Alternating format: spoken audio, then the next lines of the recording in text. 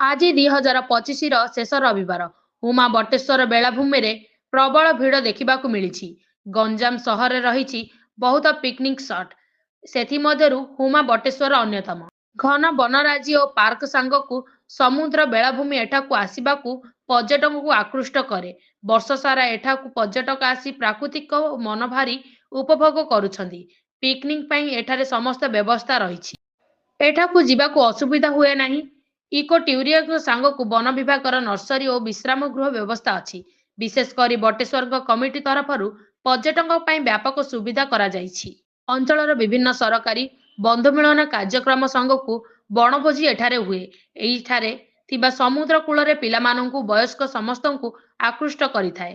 ବିକାଶ ଦିଗରେ ବିଗତ କିଛି ଦିନ ମଧ୍ୟରେ ବହୁ ପଦକ୍ଷେପ ନିଆଯାଇଛି। ବ୍ରହ୍ମପୁର ରେଲୱେ ଷ୍ଟେସନରୁ 84 କିମି। ବାହାରୁ ଆସୁଥିବା ପର୍ଯ୍ୟଟକ ବ୍ରହ୍ମପୁର ରେଲୱେ ଷ୍ଟେସନରେ ପହଞ୍ଚିବା ପରେ ଟ୍ୟାକ୍ସି ଏବଂ ବସ୍ ଯୋଗେ ଭାୟା ଛତ୍ରପୁର ଦେଇ ଯାଇପାରିବେ। ଭୁବନେଶ୍ୱର ଯାଉଥିବା ସମସ୍ତ ବସ୍ ହୁମା ଛକରେ ରହିଥାଏ।